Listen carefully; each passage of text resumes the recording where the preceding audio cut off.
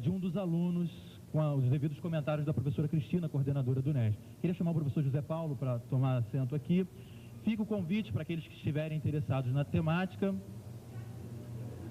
Olha, costuma terminar por volta das 13 horas. 13 horas, ok? Essa atividade está pensada nos seguintes termos. O professor José Paulo vai ter 1 hora aproximadamente. É óbvio que nós não vamos ser rígidos com o tempo, para fazer a sua exposição, e depois nós vamos abrir para intervenções. No momento posterior à fala do professor, nós decidimos como é que vai ser o formato exato dessas intervenções, tá ok? Mais uma vez, então, obrigado a todos, boa noite e boa palestra. Professor José Paulo.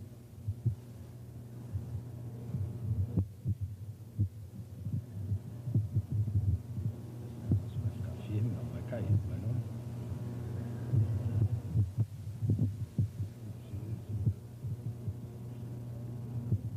Boa noite. Eu queria começar agradecendo o convite do NEST, através da professora Cristina, para estar aqui com vocês, trocando algumas ideias acerca dessa quentíssima polêmica que anima especialmente os meios acadêmicos, mais do que uma polêmica entre modernos e pós-modernos, eu diria uma quase contraposição entre o campo da modernidade e essa coisa meio difusa e muito diferenciada que é o campo da pós-modernidade.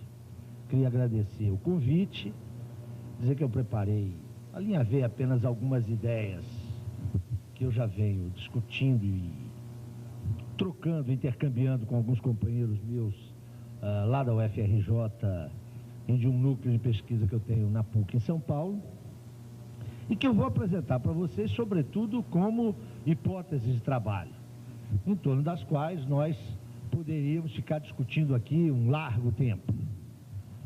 O fato de apresentá-las como hipótese de trabalho não significa, de forma alguma, que eu as tenha como mais dados relativos no meio da geleia geral do relativismo no qual se move a cultura contemporânea.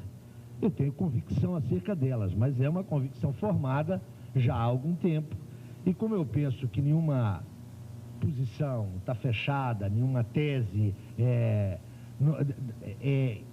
não reformável, não revisável, eu as ponho como elementos para a nossa reflexão coletiva. Eu queria começar dizendo que esse debate parece um debate muito recente. De fato, nos termos em que ele é posto hoje, modernidade versus pós-modernidade, ele é um debate dos últimos 30 anos. Mas exatamente o tema entrou no mercado dos bens simbólicos no final da década de 70, com um ensaio de um conhecido e já à época bastante reputado filósofo da Universidade Francesa, Jean-François Lyotard. Lyotard, na segunda metade dos anos 70, foi convidado por um pool de universidades canadenses para fazer uma análise das condições contemporâneas da produção de conhecimentos, contemporâneas nos anos 70. E ele produziu um informe, ao qual depois ele deu uma forma mais elaborada, que foi publicado em 1979, com o título de A Condição Pós-Moderna. Na Europa Ocidental, a discussão ganha esse tom de a polêmica pós-moderna depois da amplíssima divulgação que o livro do Lyotard teve e que provocou reações, provocou movimentos de adesão e provocou também uma polêmica enorme.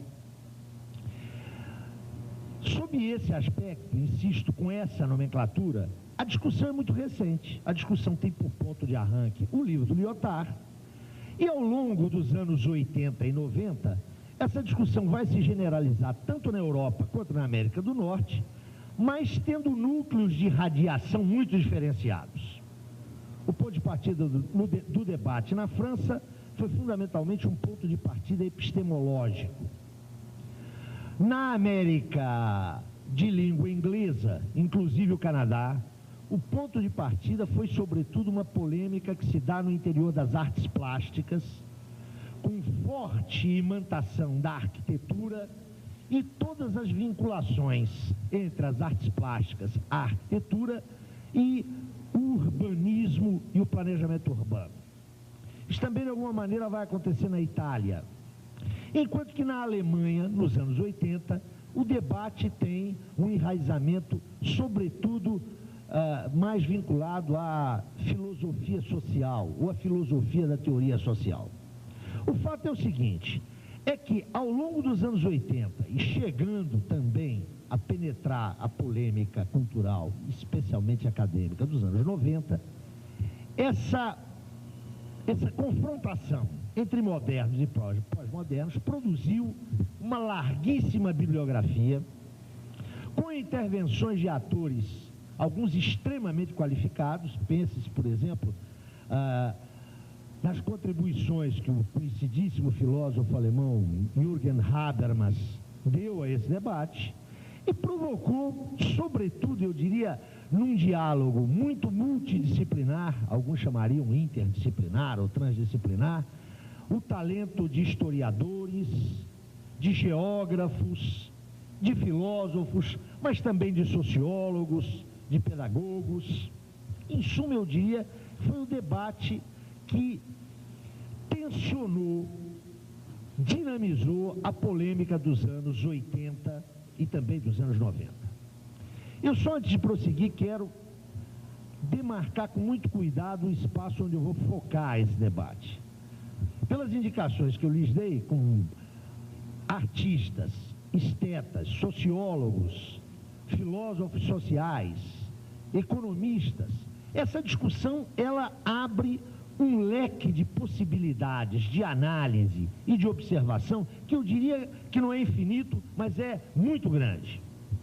Eu não vou trazer a colação aqui, até porque não sou competente para entrar nesse debate, aquilo que diz respeito à polêmica estética, que extravasou do debate da arquitetura, das artes plásticas, notadamente a pintura, mas acabou por invadir todo o conjunto das expressões estéticas. Essa parte escapa ao meu controle, eu não sou competente nisso e, portanto, eu vou deixar essa discussão, nem sei se ela é pertinente no âmbito do NEST, mas vou deixar essa discussão para um outro momento, no qual vocês têm um outro interlocutor. Eu quero me ater à primeira observação que fiz. Eu comecei dizendo que essa polêmica é uma polêmica que, com esta nomenclatura, é muito recente. É uma polêmica que foi deflagrada pela publicação e ampla divulgação do ensaio do Lyotard. Entretanto, se nós formos examinar com cuidado todo um conjunto de problemas que a polêmica recupera, que a polêmica renova, na verdade, nós vamos nos defrontar com uma discussão que vem do final dos anos 20 e vai atravessar a década de 30. De fato, que temas, que nós problemáticos são recuperados no pós-79, depois de Lyotard?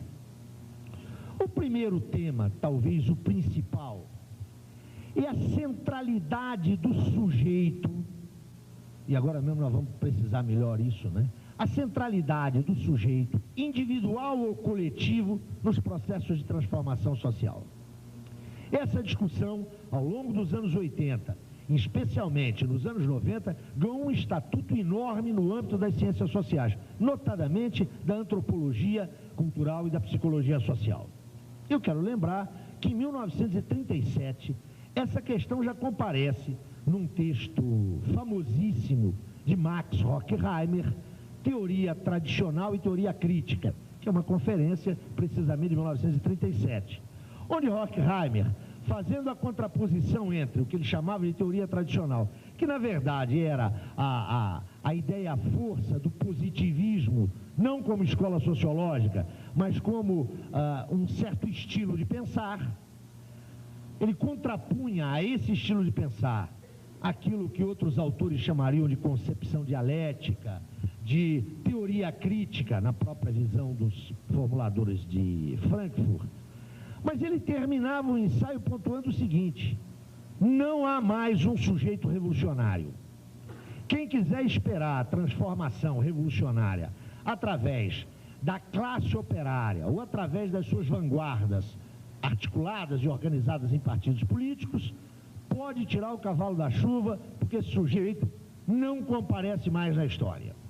É bom lembrar a conjuntura em que Horkheimer escrevia, não é? Logo depois da ascensão de Hitler ao poder em 1933, a intelectualidade alemã de esquerda e democrática foi compelida no interior da Alemanha ao silêncio ou ao exílio, não é? Horkheimer está escrevendo no exato momento em que o exílio dos principais intelectuais alemães já se consumou e no momento em que há uma maré montante nazista e fascista no mundo todo. Só para lembrar, já havia um ano que o general Franco se sublevara na Espanha. Então a discussão do sujeito, da ausência do sujeito, enquanto um contingente muito determinado da população, identificado como classe social, uma classe revolucionária, essa discussão já vem dos anos 30. Por outra parte, a própria noção de que o conhecimento, e esse é um tema fortíssimo na argumentação de Lyotard, de que o conhecimento transformou-se rigorosamente num valor de troca e que, portanto, ele está subordinado também às leis do mercado. E Lyotard dá a isso uma ênfase extraordinária para mostrar as perspectivas da produção de conhecimentos no último quartel do século XX. Essa temática também não é nova. Por uma parte, os teóricos fundadores do socialismo moderno, me refiro claramente a Marx e Engels, já haviam percebido essa característica própria da cultura do capitalismo, de ser objeto de transação mercantil, de tornar-se ela mesma numa mercadoria. Essa percepção já é de meados do século XIX. Entretanto, isso vem no bojo de uma apreciação especial do papel que aquilo que Bourdieu vai chamar de mercado de bens simbólicos adquire na sociedade do capitalismo tardio. Tema também que foi objeto dos frankfurtianos na discussão da cultura de massas, dos meios de comunicação de massa. Finalmente, queria chamar a atenção para a ênfase que se dá à intensidade e pode-se mesmo afirmar, não é, ao processo de compactação, de compressão espaço-temporal que todos os pós-modernos vão indicar como elementos sinalizadores de uma nova quadra, de uma nova idade sociocultural. Esta temática também vem dos anos 20 e não por acaso foi trabalhada por autores da Escola de Frankfurt. O que eu quero dizer com isso aqui, deixando de lado a polêmica estética, que se traduz sobretudo no debate na virada do século XIX para o século XX, entre as expressões da vanguarda estética, né? Pensem na Revolução Cubista e por aí afora, deixando de lado esse elemento que se traduz na polêmica modernismo e pós-modernismo, a polêmica posta pela contraposição de campos moderno e pós-moderno, ela não é uma polêmica recente. Na verdade, ela recolhe tensões, linhas de força que estavam presentes na cultura ocidental, eu diria, a partir do fim histórico do século XIX, que, como vocês sabem, não é em 1900 ou 1899, 1900, mas é, sobretudo, 1914, 1918. Neste sentido, é possível, de uma maneira até um pouco cínica, dizer: não há nada de novo no debate dos pós-modernos. O que há é o rearranjo, uma nova configuração de tendências que já se manifestavam na cultura ocidental, pelo menos desde 1918. Eu penso que essa abordagem é um pouco simplificadora.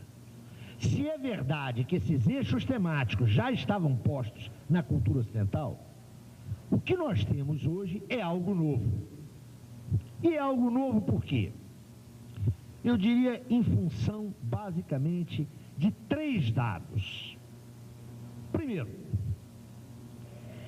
se a reação, se a crítica e a contestação à modernidade se manifesta já no século XIX, e com um forte veio irracionalista, penso especialmente em Nietzsche.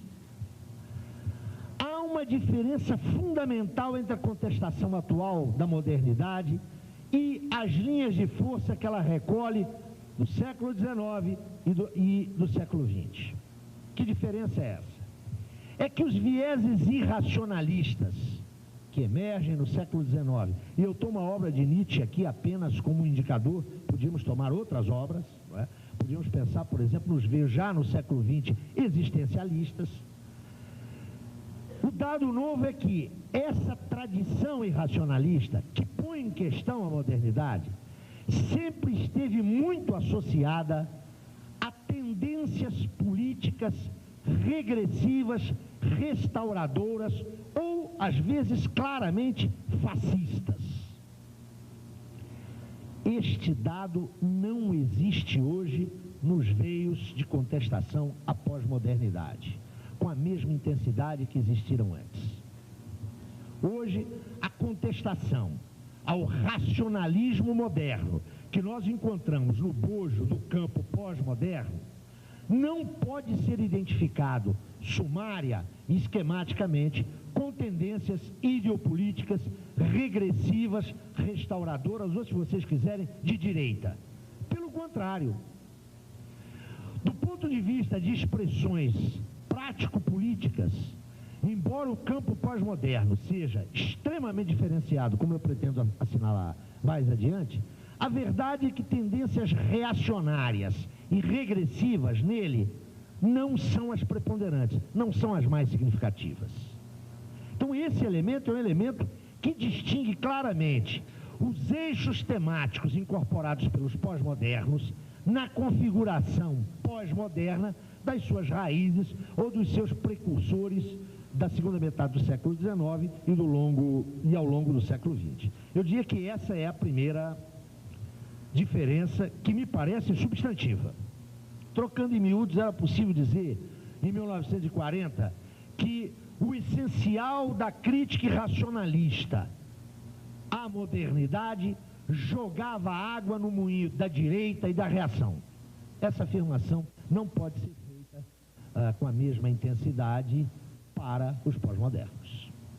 Não é por acaso, aliás, que tanto um crítico, é verdade que um crítico que tem um pé na própria pós-modernidade, não pelas suas ideias, mas pelas implicações delas. Estou pensando em Habermas. Habermas tem, num primeiro momento, caracterizado um segmento pós-moderno como expressão de um pensamento neoconservador. Lembraria ainda uma distinção com essa mesma finalidade de demarcar campos ideopolíticos, a distinção do professor Boaventura de Sousa Santos, para o qual existe uma pós-modernidade de celebração, na qual ele inscreve claramente Lyotard e seus sequazes, seus discípulos. Pós-modernidade essa que, para o Boaventura, significa capitulação em face das tendências mais barbarizantes do capitalismo contemporâneo, e uma pós-modernidade que, segundo ele, é a pós-modernidade de oposição ou de contestação, na qual ele mesmo se insere. Pós-modernidade essa que, do ponto de vista ideopolítico e prático-político, se colocaria como herdeira de algumas tradições críticas do pensamento socialista e de esquerda. Só essa distinção, já feita por um pós-moderno assumido, que é o caso do professor Boaventura, e um observador extremamente influente, como é o caso de Habermas, indica que devemos ter uma certa cautela para não estandartizar, para não homogeneizar, do ponto de vista prático-político, um campo tão matizado e tão diferenciado quanto o da pós-modernidade. Mas há um segundo traço que caracteriza, e eu diria, põe um elemento de inediticidade na configuração do pensamento, ou dos pensamentos pós-modernos. Eu diria que isso está muito vinculado à contextualidade macropolítica do mundo contemporâneo. Quero lhes lembrar que esta polêmica ganha força, ganha vigor, se consolida como uma polêmica significativa do universo cultural do Ocidente, quando nós registramos uma dupla crise. Primeiro, a crise do chamado socialismo real. Usem vocês com aspas ou sem aspas. O que eu quero me referir aqui é aquela configuração sócio-estatal que se construiu a partir de 1944, 45, com a libertação do leste e do centro europeu, em torno do chamado glacis soviético, ou seja, aquilo que os comunistas chamavam de um mundo socialista. Não é por acaso que a década de 70 começa a evidenciar com mais força que em momentos anteriores as fissuras no chamado mundo socialista, e uma década depois é emblemático o destino dessa grande aventura histórica com o colapso dos regimes do leste europeu, não é? O emblema aí é claramente a queda do Muro de Berlim. Mas isso não se dá só no leste. Desde finais da década de 70, configurava-se uma exaustão clara naqueles partidos políticos que no Ocidente se propunham, se colocavam como tarefa abrir o caminho à transição socialista. Penso nos grandes partidos comunistas da Itália, da França, mas também do Japão. Quero lhes lembrar que o que equivocadamente se nomeia como eurocomunismo, na verdade foi matrizado pela original experiência do Partido Comunista Japonês. Esse grupo de partidos, que estava também ligado a máquinas sindicais extremamente importantes, a partir de meados dos anos 70, começa a experimentar um processo de erosão e chega ao final dos anos 80 e entra nos anos 90, perdendo fortemente a sua imantação, não apenas eleitoral, mas também cultural e ideológica num sentido muito amplo. Basta pensar no que se passou na Itália, não é? Na década de 70 se tinha um partido comunista poderosíssimo em termos de aparato cultural, de aparelho de produção cultural, de enraizamento no movimento sindical e de fortíssima expressão eleitoral.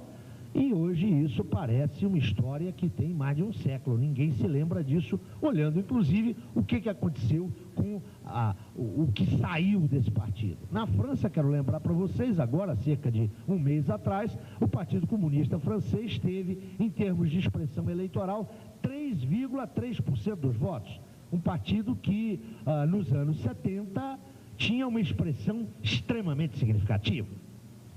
Isso significa que um dos interlocutores do mundo da cultura, que é o campo socialista, seja nas suas expressões fáticas, seja nos seus projetos partidários, é praticamente varrido do mapa. Não existe mais. O terceiro traço que me parece marcar absoluta... só um detalhe. E é importante observar que isso implicou uma perda de imantação, não apenas do projeto socialista entre os intelectuais, mas implicou mais. Implicou uma profunda perda de prestígio. Eu quero dizer que é prestígio, não é validade, hein? Não é validez. Mas uma profunda perda de prestígio do conjunto das ideias historicamente associadas à esquerda e, muito especialmente, aquelas ideias que vinham com a chancela, com a rubrica da tradição marxista. Quem ou conheceu, ou viveu, ou faz um estudo acurado das décadas de 60 e 70 e das décadas de 80 e 90, pode perfeitamente dar-se conta do que eu estou dizendo. Nos anos 60 e 70, um intelectual de nomeada que não fosse ou marxista ou tivesse uma relação simpática para com o marxismo era muito raro. Hoje o fenômeno que se dá é exatamente o contrário, né? Tampar pedra no marxismo, e especialmente tampar pedra nos marxistas, é um esporte a que se dedicam figuras da mais variada estirpe e que fazem naturalmente o sucesso de um ou outro verão acadêmico. Essa observação me parece da maior importância, especialmente na academia, não é? Eu lembro para vocês que é um texto do Sartre, um texto de 1964 ou 1965, não me recordo bem, lá na crítica da razão dialética, onde o Sartre diz textualmente o seguinte: o marxismo é a forma obrigatória de todo discurso filosófico contemporâneo. 25 anos depois, ninguém mais fala em Sartre, não é? Sartre parece uma figura ptecantrópica, e muito menos o marxismo. Então, a rapidez com que esse processo se deu, que está ligada à dissolução do chamado socialismo real, mas também ligada à crise dos partidos e do movimento sindical vinculado à tradição comunista oficial, é algo que não se pode tirar de cena. E por quê? Ainda nesse segundo dado. Porque depois da grande esperança que foi 68, não é? Maio de 68, quando se imaginou que a Revolução estava ali, ó, depois da manhã, às 8h30, quero lhes lembrar que o general de Gaulle teve que sair corrido de Paris, foi para uma base da OTAN na Alemanha, mas 4 ou 5 meses depois ele ganhou o plebiscito.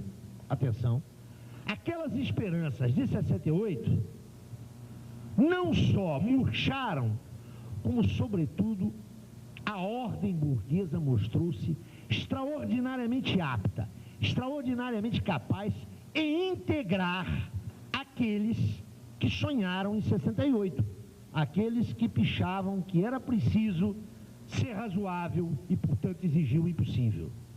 Eu sempre conto aqui, em 1960 e em 1988, para fazer um programa da televisão, para a televisão francesa, veio ao Brasil um dos expoentes de maio de 68 em Nanterre. E aqui eu vi um bocado de intelectuais. Pessoas que, em níveis diferentes, tinham participado de 68 no Brasil. Eu fui um dos entrevistados pelo cara, cujo nome aqui não interessa. Depois isso virou um programa que correu o mundo. E depois que ele fez a entrevista comigo, ele olhou para mim com uma cara muito espantada e dizia: mas vocês, isso em 88, atenção, vocês são os únicos fulanos, vocês eram um belo pedaço da esquerda brasileira que ele conhecia e que em âmbitos diferentes, com idades diferentes, em espaços diferentes, tinha participado no Brasil das grandes movimentações de 68. E ele me dizia, à guisa de resumo da visita dele ao Brasil, ele dizia: mas vocês são os únicos do mundo que ainda falam em revolução. É extremamente característico isso em 88, um cara chegar aqui e dizer: olha, eu fiz 68, mas eu estou noutra. Na verdade, ele já era verde, né? Estava ligado aos movimentos ecologistas. O que eu quero sinalizar com isso é que o papel dos intelectuais, né, que é absolutamente importante nesse mercado dos bens simbólicos, os intelectuais entraram noutra. E aqui cabe uma observação da maior importância. Se fosse um ou outro intelectual, se fossem pequenos grupos de intelectuais, você podia passar a discussão disso a uma questão de psicologia, não é? Atribuir isso ao caráter dos intelectuais. Eles foram comprados, foram corrompidos, se renderam. Ora, esse não é o dado de fato com o qual nós nos defrontamos. Foram contingentes de intelectuais que mudaram de posição.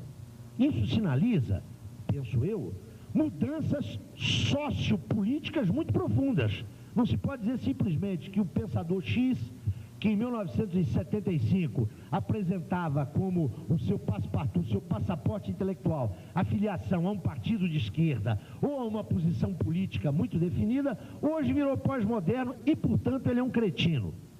Eu acho que há casos de cretinice explícita. Mas isso não é a maneira da gente analisar esse fenômeno. Por quê? Porque ele é um fenômeno que se deu em todos os quadrantes, com uma rapidez impressionante, e mais do que isso, independentemente das tradições políticas das esquerdas locais. Então não é um problema da esquerda francesa, um problema da esquerda norte-americana ou um problema da esquerda italiana. É um fenômeno, eu diria, universal. Então há que estudar uma causalidade, um sistema causal muito mais profundo. Não bastam as afirmações tão claras e às vezes fáceis entre nós, dizer Fernando Henrique é um cretino, esqueceu tudo que escreveu. Eu não tenho dúvida nenhuma de que ele é um cretino, mas não é por causa disso, né? Esse fenômeno é um fenômeno mais amplo. O terceiro ponto que eu gostaria de sinalizar como marcador da inediticidade dessa configuração pós-moderna, isso pode parecer óbvio, como é até meio óbvio, eu vou simplesmente mencionar, é que realmente se está vivendo um mundo diferente, depois, especialmente eu diria da década de 70. O que eu estou chamando de um mundo diferente? Houve modificações extremamente significativas nos meios e modos da produção material. Compare-se, por exemplo, como é que houve o deslocamento do debate acerca dos insumos para a grande indústria, quando você põe o problema no plano dos novos materiais.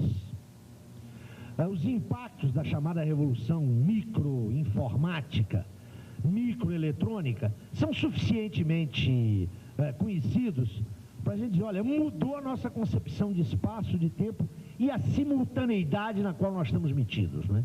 O que era um problema posto para as vanguardas artísticas do Entre Guerras, para nós é um dado da vida cotidiana. Também me parece importante chamar a atenção para o fato de que o modelo, o regime de acumulação do capitalismo também se transformou.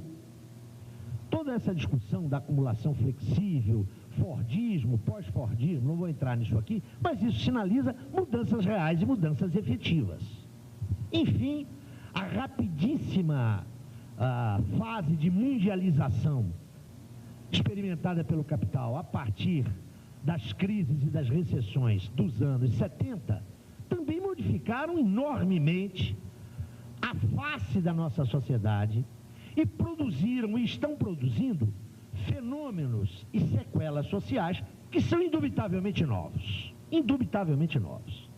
Neste sentido, o mundo no qual nós vivemos é um mundo que não pode ser sumariamente comparado ao mundo do capitalismo posterior à Segunda Guerra, não é, os anos dourados, e nem mesmo ao período de 1970, uma década onde, pela primeira vez desde 1929, o sistema capitalista entrou numa recessão universal e generalizada. Há fenômenos novos, que vocês conhecem, não é? Com a discussão dos meios de comunicação, com a discussão das infovias, e eu diria, seguramente o pessoal do Neste tem trabalhado largamente sobre isso, com a famosa tese, que eu creio que é tão famosa quanto profundamente equivocada, do fim da sociedade do trabalho, do fim do trabalho e coisas que tais. Mas que, de fato, assinalam como é que o contingente de trabalhadores produtivos ligados diretamente à produção material vem se encolhendo. Ao contrário das teses do fim do trabalho, do fim da sociedade do trabalho, isso me parece apenas sinalizar a centralidade do trabalho na sociedade contemporânea. Mas essa é outra discussão, mas eu queria só sinalizar que isso está diretamente vinculado àquele eixo geral que põe o problema dos sujeitos. Na verdade, o efeito mais imediato na epiderme da vida social dessas modificações, que eu estou sinalizando como mais ou menos óbvias, é uma extraordinária atomização e uma extraordinária pulverização das categorias sociais. Então, torna-se muito difícil o debate discorrer em termos de classe, passa-se a discutir em termos de categoria, as minorias ou as maiorias, as mulheres, os negros, os cegos, já não pode mais falar cego, né? É um sujeito portador de necessidades especiais e por aí afora. Do ponto de vista da fenomenalidade, do ponto de vista de como a ordem burguesa se apresenta, tal como ela aparece, não há dúvida nenhuma de que esses fenômenos são novos. Inferir daí que a dinâmica essencial da ordem burguesa já não transita mais pelas antinomias derivadas da relação entre capital e trabalho é uma outra conversa. Entretanto, não há como negar que supõe um horizonte de percepção para os intelectuais, e agora mesmo vocês vão ver por que eu estou me referindo aos intelectuais, porque eu diria que essa é uma discussão especificamente intelectual, não é? Ela só agrada basicamente a intelectual. A percepção dos intelectuais está evidentemente muito comprometida. Quero lembrar, como último traço, o crescente aprofundamento, se vocês quiserem, o crescente agravamento, até pela expansão do sistema universitário, da divisão social e técnica e, portanto, intelectual do trabalho. Os intelectuais estão ocupando nichos cada vez mais estreitos nas universidades, isso é um fenômeno mundial, até pelo padrão de institucionalização das universidades, estão cada vez mais perdendo contato com as realidades mais elementares da vida social. Para ser curto e grosso, nós comemos pão todos os dias e não sabemos sequer como é que o pão é distribuído, né? Os intelectuais passam a ter a sua percepção da vida social mediatizada por free shop do aeroporto. Então torna-se muito difícil para esses intelectuais, os intelectuais que nós somos, não é? Num quadro de pulverização e atomização aparentes das relações sociais, encontrar qualquer nexo de articulação totalizante. E aqui falo a palavra maldita, totalizante. Uma das características do debate contemporâneo é sinalizar que a categoria da totalidade, enquanto categoria ontológica, real, e enquanto categoria heurística de análise, essa enorme conquista do pensamento moderno, passa a ser o debate contemporâneo desqualificada, passa a ser associada com as formas políticas chamadas totalitárias, não é? Os referenciais analíticos que trabalham tendo como pedra de toque essa categoria são sumariamente desqualificados como necessariamente vinculados a propostas políticas totalitárias. Essa é uma discussão que também não é nova, não é? Nós sabemos que o conceito de totalitarismo, que é essa pérola do cretinismo sociológico, ou essa pérola do cretinismo da teoria política, é uma criação dos anos 30 para botar no mesmo saco o regime de Stalin e o regime de Hitler. E nós sabemos como é que isso tem vida longa, como é que certas mistificações têm longa vida. Lembro para vocês que o filho dessa categoria é a categoria de autoritarismo, que serve para explicar Vargas, Perón, né, Fujimori, serve para explicar a Espanha de Franco, a Argentina do Videla. Isso não tem nenhuma consistência, nenhuma densidade teóricas. Mas voltando, esses três elementos fazem com que a configuração pós-moderna não possa ser reduzida às expressões do século XX ou mesmo do século XIX, que podem ser postas como suas precursoras. Trata-se de uma configuração nova. E como é que a gente pode considerar essa configuração nova? Eu aqui vou fazer dois movimentos com vocês, porque ainda tem meia hora, é isso? Então você me controla aí, para a gente depois poder conversar. O primeiro movimento é o seguinte: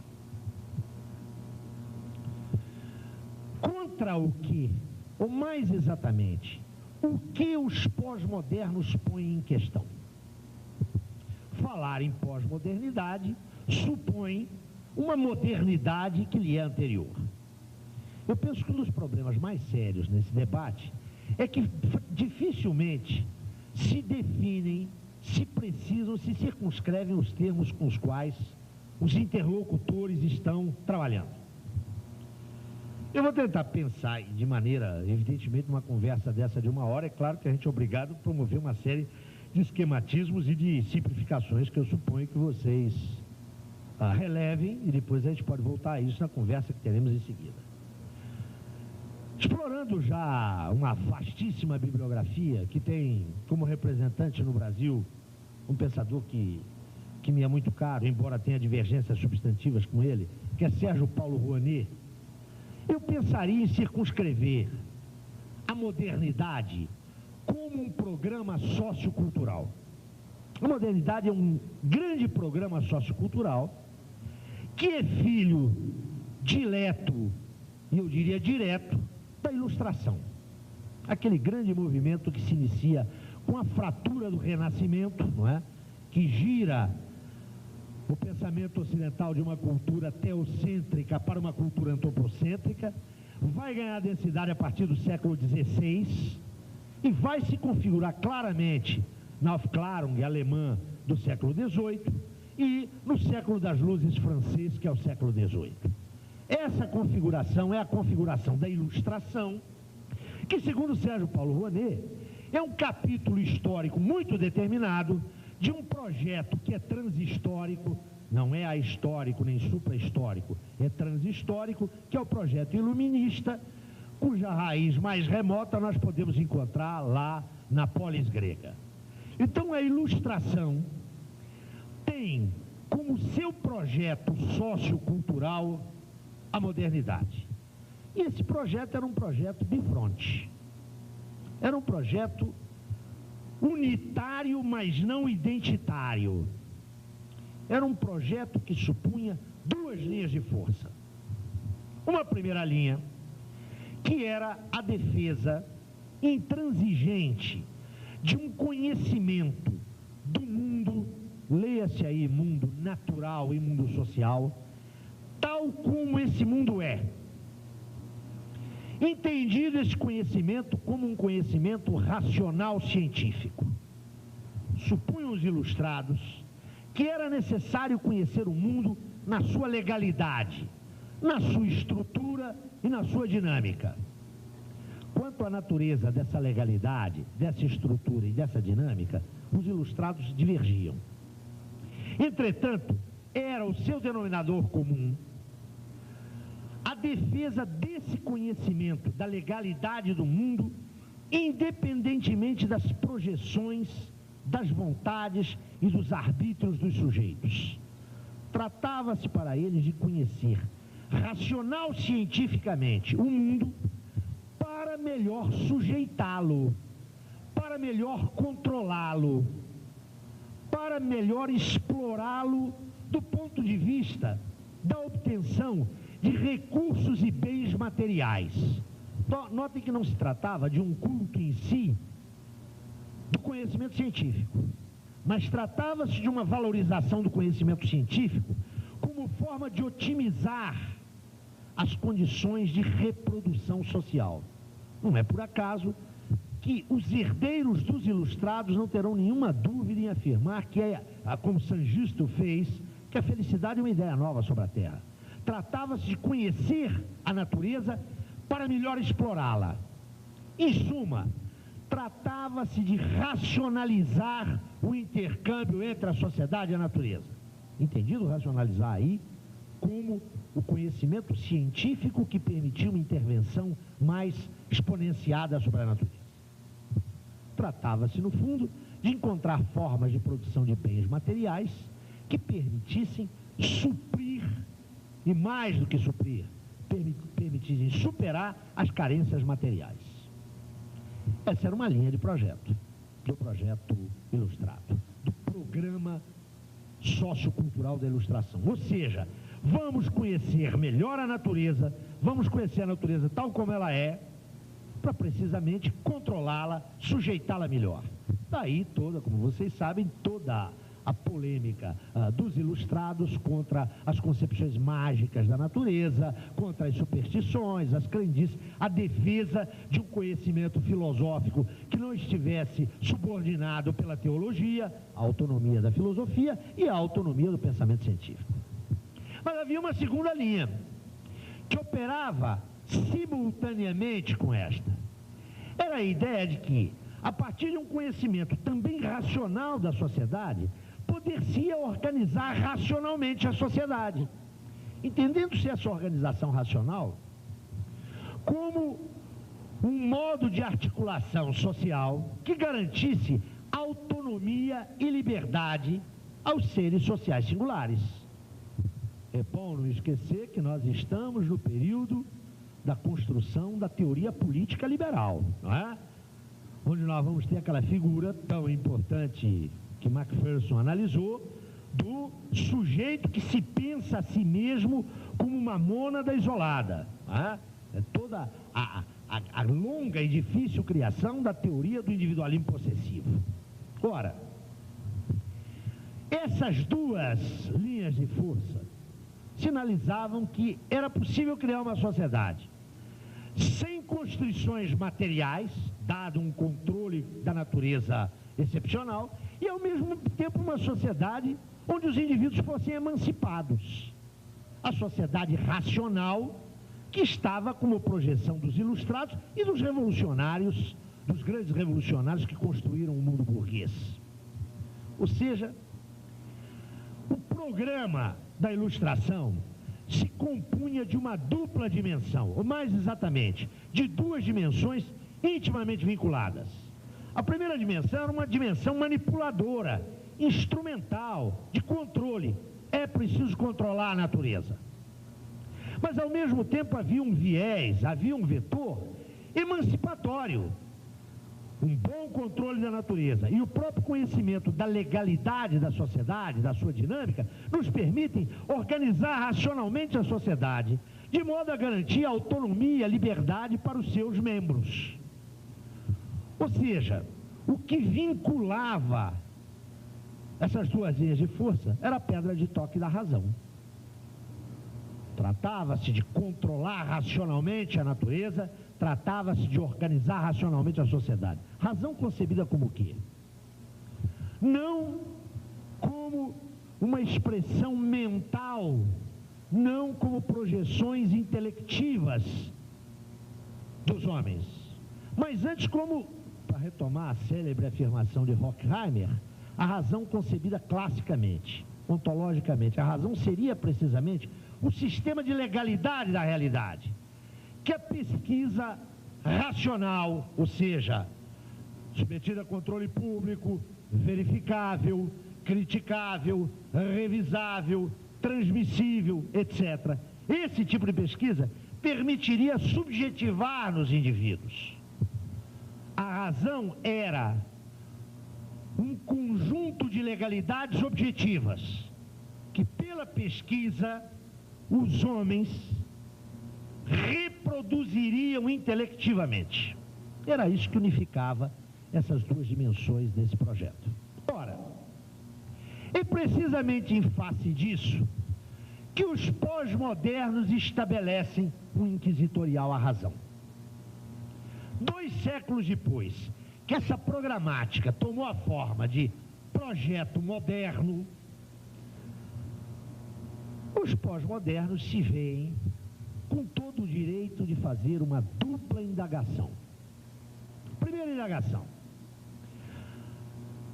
com raízes na Ilustração, nos prometeram um conhecimento da natureza que nos permitiria um controle racional dessa natureza. Basta olhar 2 séculos depois o estado do mundo para ter uma ideia de que esse controle racional foi, no mínimo, catastrófico, não é? Não é preciso ser nenhum ecologista, nenhum verde radical, nenhum ambientalista romântico para se levar em conta a extrema vulnerabilidade do nosso ecossistema. Só para a gente ter clareza de que nós estamos ameaçados, há algumas projeções que garantem que em 2020, é só daqui a 18 anos, né? Estaremos todos vivos, eu espero. Tomar banho no Rio de Janeiro vai ser exercício mensal, porque vai ter água, né? Esse negócio de você chegar, abrir o chuveiro, cantar, fazer locução de jogo de futebol, chamar a mulher para trazer a toalha, faltou o sabonete, isso não vai existir, não vai ter água. Quero lembrar para vocês que nós não estamos muito acostumados com isso, né? Temos um potencial hídrico que é dos maiores do mundo. Deem uma olhada nos problemas da África subsaariana, para não falar da África saariana. Deem uma olhada na Península Ibérica, né? Os conflitos entre Portugal e Espanha, em função dos recursos hídricos, estão muito contidos pela participação de ambos na União Europeia, mas esse é um problema seríssimo. Imaginem vocês, eu li anteontem no jornal, vocês já conhecem isso, não é? Se todo chinês puder ter um carro, né? O modelo do transporte individual está chegando na China. Se todo chinês puder ter um carro, nas condições de produção do veículo hoje, não vai ter lugar para botar a bateria, que é puro chumbo. Um pós-moderno indaga o que foi feito daquela promessa moderna. Uma gestão racional da natureza. Pelo contrário, o estrago pode nos levar ao desastre ecológico. Agora, muito mais pertinente que essa pergunta é outra. E o projeto emancipatório? Nos prometeram uma sociedade emancipada, uma organização racional da sociedade. O que está escrito lá na Declaração de Direitos do Homem? Todos os homens nascem iguais perante a lei. Ainda que haja uma forte limitação com esse perante a lei, não há dúvida nenhuma que havia aí um componente emancipador, se considerado o antigo regime, que é de uma magnitude óbvia. É preferível ser igual, ainda que seja perante a lei, do que ser desigual e ter várias instâncias legais. A adequação dessa cultura aos direitos fundamentais do homem, aos direitos naturais, entre os quais o da propriedade, garantiu que nós vamos ter uma sociedade liberada, uma sociedade emancipada, com indivíduos autônomos. Indagam os pós-modernos, qual é a herança que nós temos? Nós temos uma herança onde a autonomia individual se volatilizou. Pense nos mecanismos, os grandes mecanismos de controle de consciências, as ditaduras sobre as necessidades. Em face disso, nos dizem os pós-modernos, das duas uma, ou essas promessas, ou esse programa era falacioso na sua origem, ou seja, ou ele era mistificador na sua própria gênese, ele anunciava algo que seria impossível de realizar-se, e os seus enunciadores já o sabiam, primeira hipótese. Ou segunda hipótese, esse programa colapsou, ele já não tem mais vigência. Em face dos seus questionamentos, inferem e deduzem os pós-modernos. Ou a modernidade, mais exatamente, ou o projeto emancipatório da modernidade, ou ele é mentiroso, ou ele é inepto. Dada a constatação da empiria do mundo contemporâneo, uma das duas hipóteses, se não a combinação de ambas, é que exprime o fracasso e a erosão da modernidade. Já não é mais possível pensar a humanidade, pensar a sociedade contemporânea com estes parâmetros. E quando vamos discutir a análise da sociedade contemporânea, esses parâmetros são convertidos em paradigmas que devem ser superados, uma vez que já não respondem mais ao grau de complexidade e diferenciação desta sociedade contemporânea. Mais exatamente nos dizem os pós-modernos. Até mesmo as alternativas à modernidade que ela gerou, leia-se aí explicitamente o projeto socialista, até mesmo essa alternativa está comprometida pela razão que funda, seja esses projetos alternativos, seja a própria modernidade. Eu digo que há duas posições fundamentais assumidas pelos pós-modernos. Veremos que não é bem assim, há outras. Eu estou só mapeando para a nossa conversa e essa intervenção minha é necessariamente esquemática e sumária, não é? Aqueles pós-modernos para os quais o programa moderno era falacioso, ou seja, estava comprometido desde a sua gênese, para estes, a história chegou ao fim, o limite da sociabilidade posto pela ordem burguesa é um limite que se tornou a condição naturalizada da organização das nossas sociedades. Ou seja, suprimamos toda a ideia de uma sociedade radicalmente diversa dessas. Aquilo que alguns chamam de utopia não foi cancelado pela história, revelou-se sumariamente mentiroso.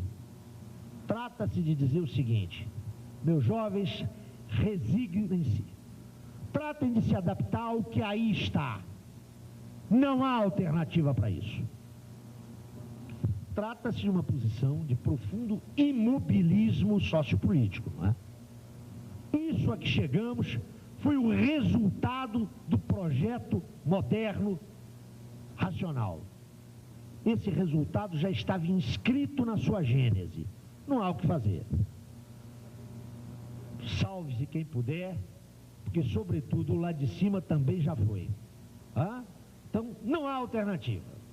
É claro que essas posturas jogam água, ainda que não o queiram, no moinho do individualismo contemporâneo, do cinismo social contemporâneo e de toda essa ideologia segundo a qual o que importa é o absoluto presente. O que foi ontem, o que vai ser amanhã, nós não temos nada com isso.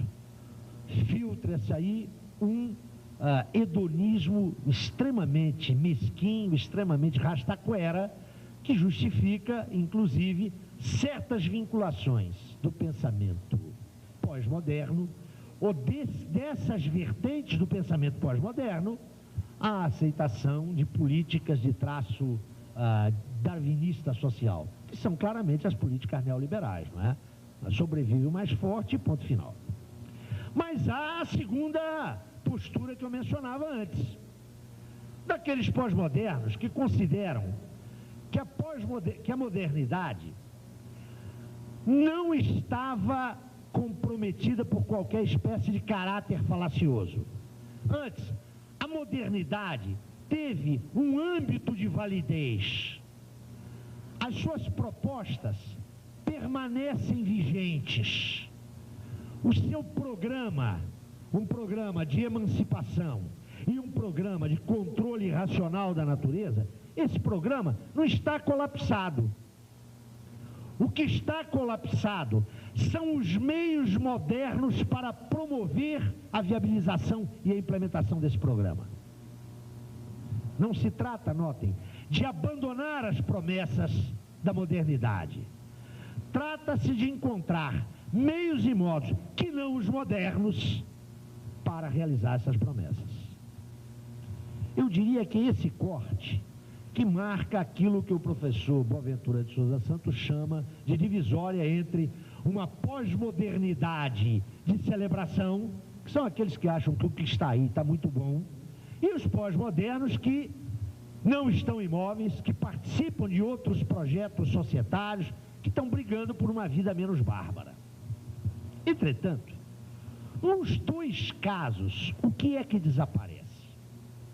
Ou mais exatamente, nos dois casos, quem é a moça, alguns dirão quem é a velha matrona, que é responsável por essa catástrofe toda. Nos dois casos, essa moça ou essa velha matrona chama-se a razão moderna. Tudo se passa como se naquele projeto, naquele programa sociocultural da ilustração, que é o que nós chamamos de modernidade, houvesse uma ineliminável tendência da razão instrumental e manipulatória para colonizar, para subordinar, para promover a atrofia dos componentes emancipadores. Ou seja, realiza-se e opera-se uma entificação, uma substancialização da razão. A razão moderna passa a responder por todos os impasses, por todos os dramas, por todas as tragédias do mundo moderno. Ou seja, qualquer que seja a posição crítica dos pós-modernos, o que eles ferem, aquilo que eles atingem, como sendo o elemento central que deflagrou, que despoletou a crise da modernidade, esse elemento é a razão moderna. É aqui que eu gostaria de sugerir uma chave de interpretação, que é a seguinte: o que desaparece com essa substantivação da razão? O que desaparece com essa identificação da razão promovida pelos pós-modernos?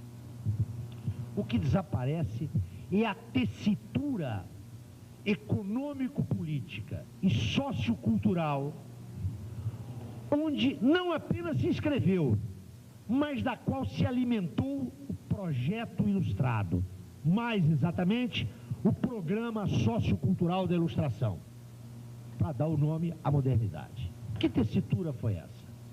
Foi a tessitura da constituição do mundo burguês. O projeto ilustrado é a expressão da hegemonia cultural da burguesia no ciclo da Revolução Burguesa Clássica. E enquanto projeto hegemônico, ele tem um traço de classe, ele tem um traço burguês, mas ele não é apenas a expressão dos interesses de classe da burguesia. Se fosse assim, ele não teria se constituído como um projeto hegemônico e emancipador. Nesse projeto, a burguesia revolucionária filtrou, condensou, cristalizou, e esse cristalizou aí não é no sentido de ossificou não, hein? Extraiu a quintessência de todos os grandes valores emancipadores anteriormente produzidos pela humanidade. O que eu quero dizer é que o projeto ilustrado, constituído no ciclo ascendente revolucionário da burguesia, esse projeto, ainda que a serviço da Revolução Burguesa, na medida em que ele permitia à burguesia consolidar um arco de forças, um amplíssimo leque de aliados para se contrapor ao antigo regime, esse programa trouxe em si, incorporou as grandes projeções emancipatórias que vinham desde a polis grega. Com isso, eu quero assinalar uma tensão de origem entre o projeto burguês e o projeto ilustrado.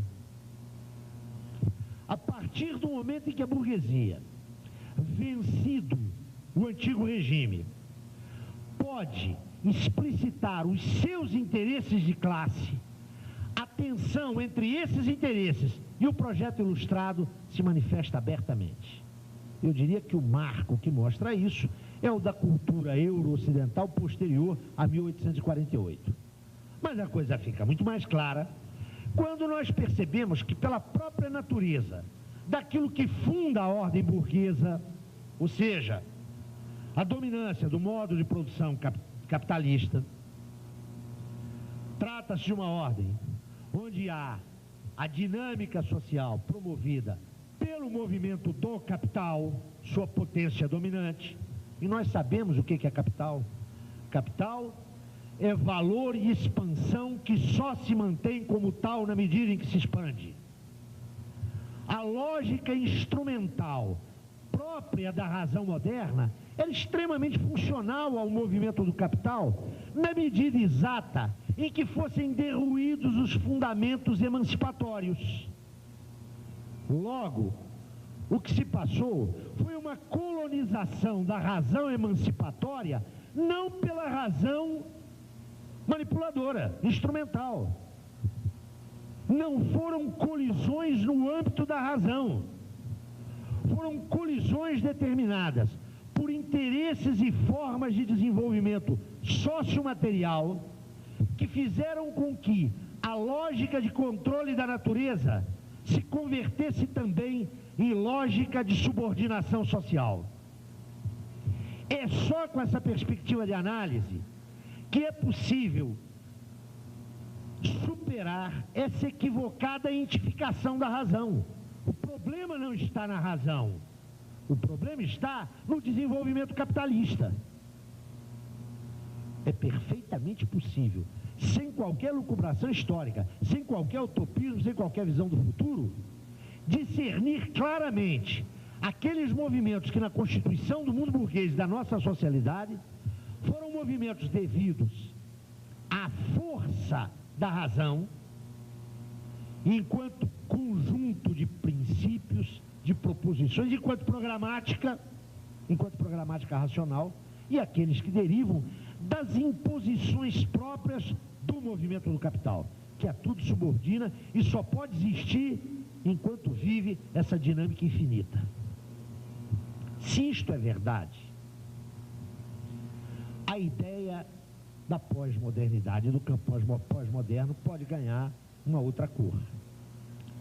Menos que a conclusão do ciclo de validez histórica, do programa ilustrado, ou seja, menos que o colapso da modernidade, nós estamos diante de uma construção ideológica nova. Eu ressaltei, não sei se com a devida ênfase aqui, que, do ponto de vista da expressão imediata dos fenômenos da vida social contemporânea, não há dúvida nenhuma que nós registramos pulverização, atomização e descentramento. A questão está em indagar se isso é uma aparência ou se isso constitui a própria estrutura da vida social contemporânea. Quero lhes lembrar que esse problema não se põe para os pós-modernos. Afinal, o professor Boaventura de Souza Santos, numa das suas obras mais conhecidas, Pela Mão de Alice, escreveu textualmente o seguinte: a epistemologia pós-moderna suspeita da distinção entre aparência e essência. Ora, quando se cancela essa distinção, é evidente que a aparência passa a expressar inteira, plena e integralmente a essência. Então não há necessidade de teoria social, basta descrever. Afinal, é isso que é, de fato, a teoria social pós-moderna, né? Um minucioso levantamento da realidade tal como ela se apresenta ao olhar antropológico, ao olhar sociológico. Já ninguém mais faz análise, né? As pessoas olham, os cientistas olham, né? Tudo depende do lugar do olhar. A gente vai nas defesas de tese aqui no Brasil e o fulano está dizendo, olha, o meu olhar, deitei o meu olhar sobre esse fenômeno. É uma curiosa fixação em deitar e em olhar, não é? Melhor deitar e fazer outras coisas além de olhar, mas o que nós vamos fazer? O que eu quero sinalizar, notem, é que se eu cancelo essa distinção, qualquer forma de reflexão teórica que quer extrair para além, notem, não é desprezando, desqualificando a aparência fenomênica da realidade. Essa aparência é constitutiva da realidade e, portanto, tem que ser levada em conta. Por isso eu insisti aqui em que nós estamos vivendo um mundo com fenômenos novos. Entretanto, se eu cancelo essa distinção, não há o que pesquisar. Os modernos, porém, responderão. O que os pós-modernos fazem, que eu já mencionei aqui rapidamente a crítica dos pós-modernos aos modernos, não é? O que os pós-modernos fazem é tomar a aparência dos fenômenos contemporâneos como a expressão da sua estrutura última. Se é este o caso, ou mais exatamente, se for este o caso, e essa é a minha posição pessoal e devemos discuti-la, não é? Não sei se ela é... Eu estou satisfeito com ela, mas pode não satisfazer vocês. O movimento pós-moderno é a reposição intelectual, ou como gostam de dizer os pós-modernos, é a reconstrução, a reposição através de representações. Vejam que deslizamentos interessantes que vivemos, né? Não tem mais análise a olhares. Também, ninguém mais discute ideologia, não é? Nós discutimos representações sociais. Seria bom se indagar qual é a relação entre essas categorias, se é que elas têm alguma relação. Se não é o caso de uma ser utilizada precisamente para deslocar e obscurecer a outra. Mas eu diria, os modernos observarão que os pós-modernos repõem, do ponto de vista das representações, das imagens, a epiderme do mundo contemporâneo, uma epiderme nova. Na verdade, dirão os modernos, a pós-modernidade é uma construção ideológica. E construção ideológica num sentido muito preciso, não é? O sentido crítico negativo utilizado por Marx e Engels em 1845-46. Ou seja, é uma reconstrução, uma reprodução do mundo, mas uma reprodução não mentirosa. Atenção, não é mentirosa. A ideologia não é mentirosa. E a ideologia não é, além de não ser mentirosa, ela não é uma falsificação intencional, mas ela é uma reprodução falsa. Falsa por quê? Porque ela não reconhece os seus determinantes estruturais. A pós-modernidade seria, antes de mais, um conjunto de construções ideológicas que sinaliza, e daí a sua importância, sinaliza a existência de novos fenômenos, mas ao mesmo tempo mistifica, porque apresenta esses fenômenos como os fenômenos constitutivos da realidade contemporânea. quando na verdade não o são. Neste sentido, eu diria que não há uma teoria pós-moderna. Existem teorias pós-modernas. Há um campo pós-moderno, um campo construído ideologicamente. Ideologicamente, insisto, no sentido de uma representação falseada da realidade. Não falsificada, não mentirosa intencionalmente. Mas a pós-modernidade, ou as ideias pós-modernas, se constituiriam em expressões ideológicas, no sentido de 1845-46 de Marx e Engels, em expressões ideológicas do estágio próprio da ordem burguesa com o capitalismo pós-70. É evidente que os pós-modernos não aceitam essa caracterização, assim como os modernos, entre os quais eu me incluo, não aceitam a caracterização que lhes é feita pelos pós-modernos. De qualquer maneira, eu penso que esse é um debate que está longe de se esgotar. Eu diria que ele terá uma longa vida, embora frequentemente ele seja repetitivo, porque ele oferece um largo pasto para a intelectualidade acadêmica. E eu queria terminar com essa observação. Eu comecei falando aqui na importância dos intelectuais. É conhecido o papel dos saberes na reprodução social contemporânea. Mas se nós desligarmos os centros de pesquisa e desligarmos as universidades, dificilmente os ciclos produtivos atuais funcionam.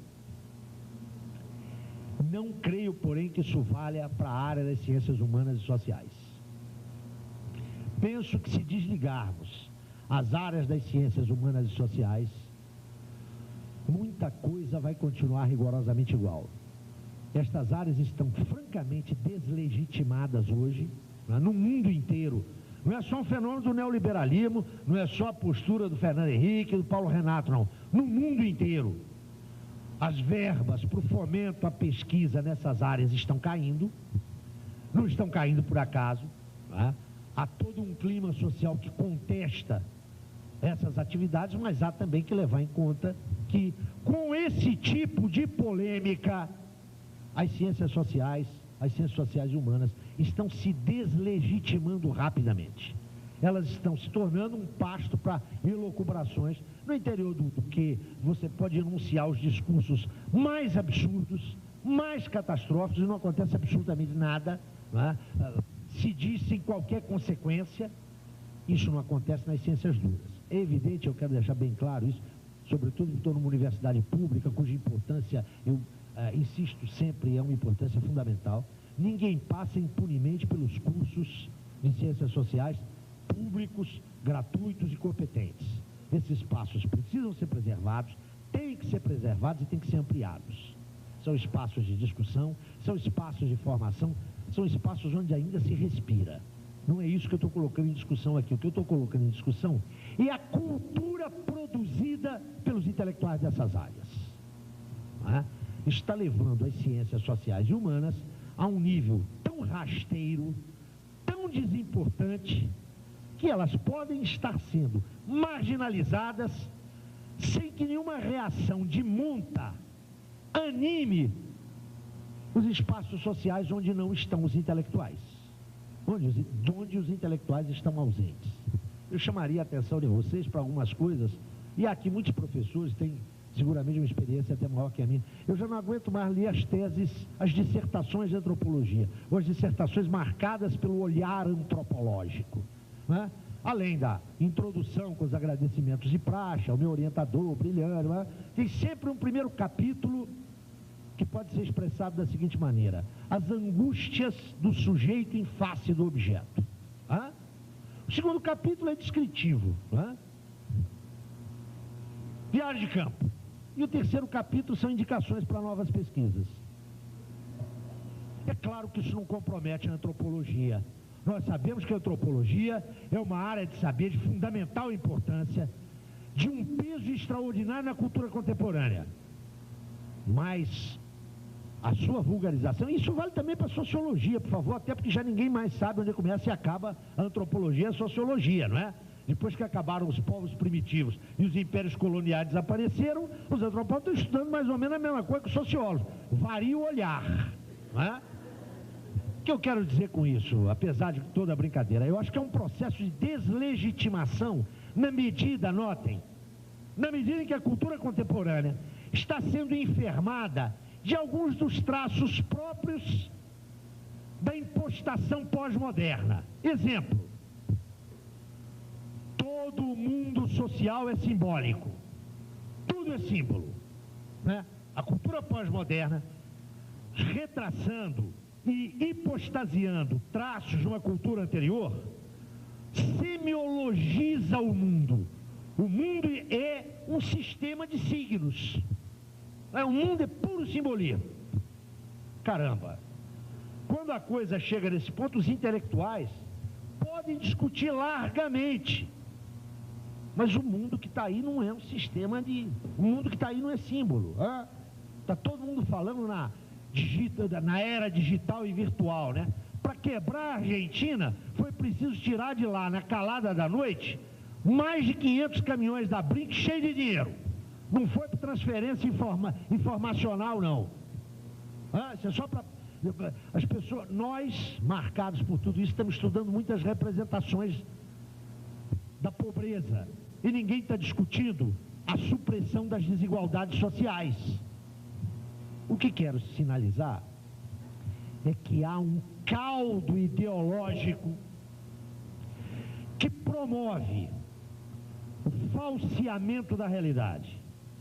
Penso que é nesse caldo cultural, independentemente da importância, da finalidade, da meta dos seus autores e atores, penso que é nesse caldo, nessa tessitura que se põe o campo da pós-modernidade.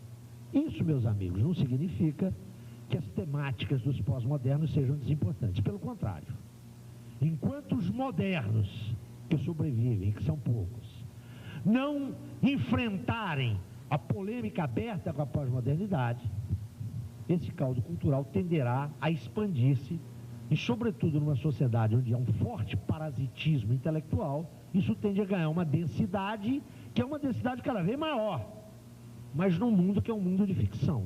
É a redoma da universidade que não se torna permeável, que não se torna sensível às grandes discussões contemporâneas. E que faz com que o intelectual, quando de repente encontre um pobre, e eu estou usando a categoria de pobre, não é outra, né? Ele tome um susto, porque isso não bate exatamente com as representações com as quais ele trabalhou longa, rigorosa e sofisticadamente na sua tese de doutorado. Muito obrigado.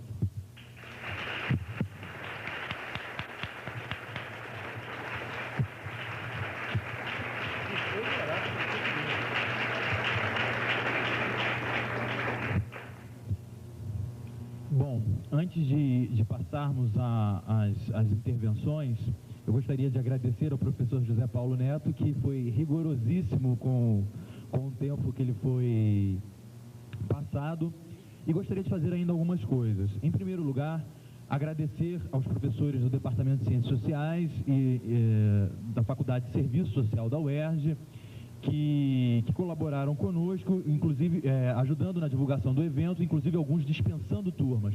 Gostaria de agradecer também ao Centro Acadêmico de Serviço Social, que nos auxiliou na divulgação, e em especial ao Centro Acadêmico de Ciências Sociais da UERJ, que tem sido um parceiro constante em nossas atividades, ajudando nas divulgações, cedendo cotas de xerox, etc.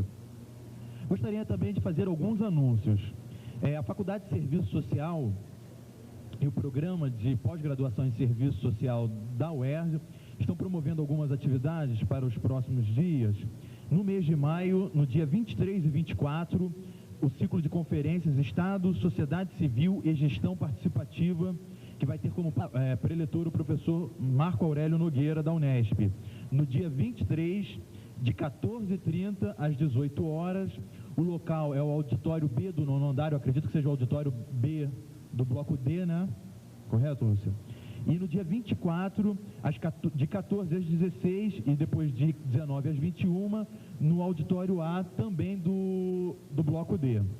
No dia 11 de junho, das 18 às 21 horas, a conferência e lançamento do livro Para Além do Capital, com o conferencista professor Isvan Mesaros. O local, auditório 11 do primeiro andar. Também gostaria de agradecer a especialização, a pós-graduação lá do Centro de Especialização em Sociologia Urbana, representada aqui pela professora carinhosamente chamada de Mazé por nós.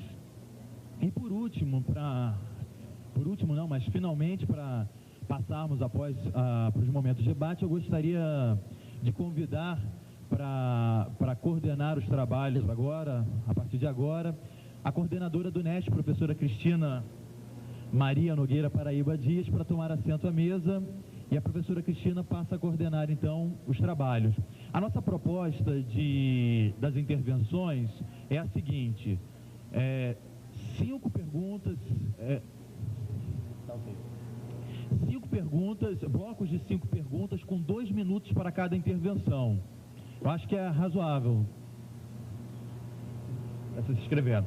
Tá ok, então acho que 5 perguntas está razoável. Eu vou começar as inscrições e passo então as coordenações dos trabalhos a coordenação dos trabalhos para a professora Cristina.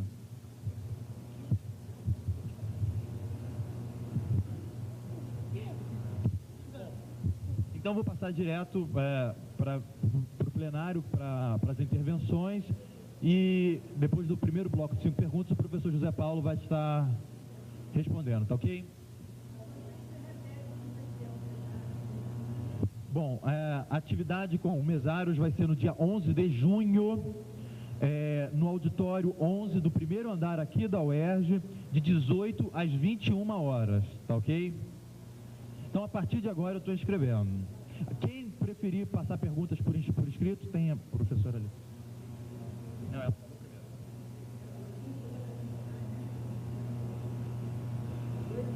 Eu gostaria que as pessoas que fossem se inscrever viessem à frente para fazer a pergunta.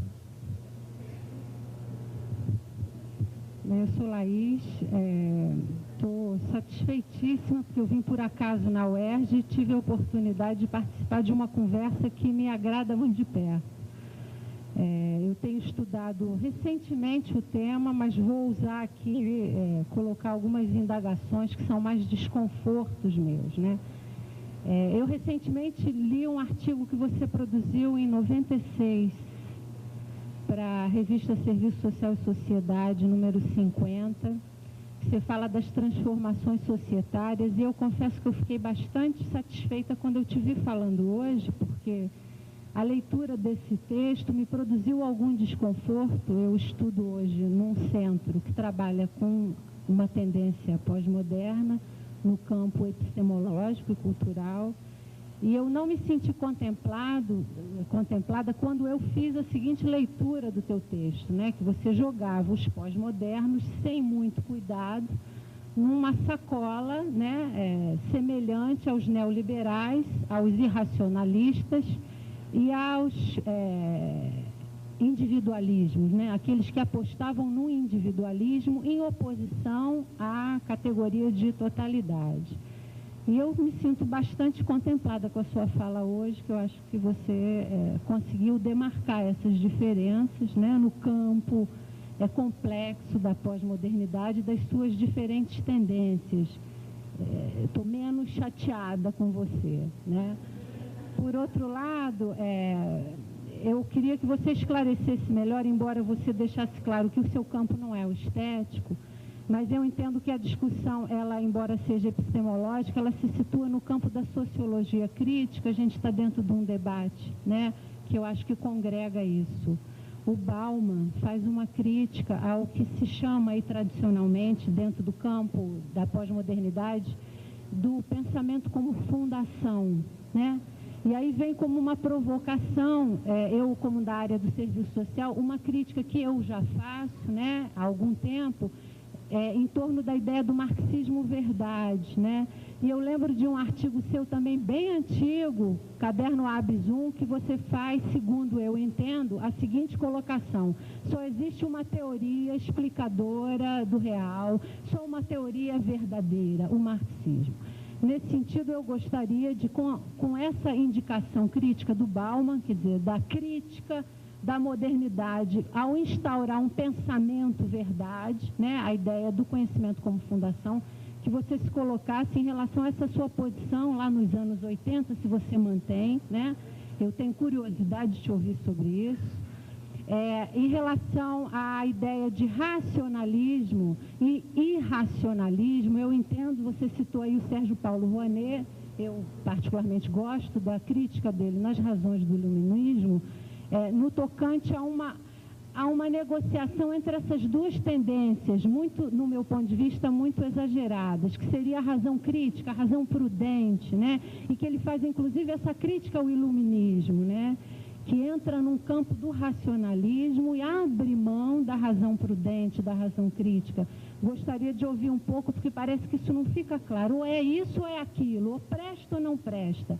Como se não houvesse uma possibilidade de negociação nesse meio, que ele chama aí de razão prudente. Por último, você faz uma provocação, duas, aliás, né? A ideia de essência e aparência, e eu gostaria, inclusive você fala num artigo seu, Ditadura e Serviço Social, faz uma crítica à fenomenologia como sendo uma renovação do conservadorismo. E faz essa crítica agora dessa busca da essência na tendência pós-moderna. Eu, particularmente, não trabalho com esse vetor.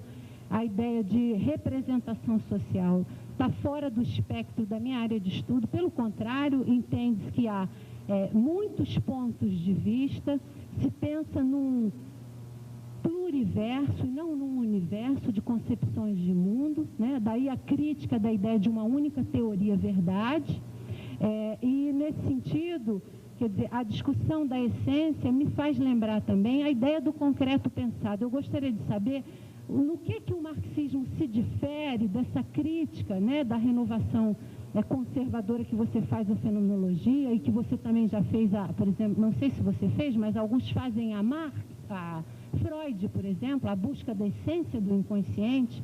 Qual seria a diferença, né, dessa essência do concreto pensado em Marx para esse desejo positivista de buscas de essência entre o funcionalismo, a fenomenologia e o marxismo, nesse desejo de capitulação das essências, né, embora com distinções na compreensão, né? Por último, você faz uma crítica, vou acabar, é a última, ao conceito de totalidade, né? E no campo da pós-modernidade, eu vou citar um teórico apenas, que é o Edgar Morin, que não trabalha com dimensões contrárias à totalidade. Certamente ao totalitarismo stalinista, sim, né? Mas a totalidade não. E ele advoga em nome de um paradigma de complexidade na compreensão do mundo. Eu acho que isso também não foi contemplado. Você faz uma provocação às abordagens antropológicas. E eu fico me perguntando, embora reconheça aí as suas ações, acho elas pertinentes, em que medida a tradição marxista está trazendo alguma inovação para o conhecimento, na medida em que produz um conhecimento muito no que eu chamo de pedagogia da cópia, né? E que fica em abordagens tão macroscópicas que não conseguem dar conta, né, da contingência e das singularidades que são fundamentais. Entendo que o ser não tem apenas um pertencimento de classe, embora isso seja fundamental para a compreensão dele no mundo. Entendo que a questão da cultura, né, da subjetividade humana, seja fundamental. E acho que o marxismo faz pouca interlocução com esses campos. Você fala em interdisciplinaridade no seu texto, mas no campo da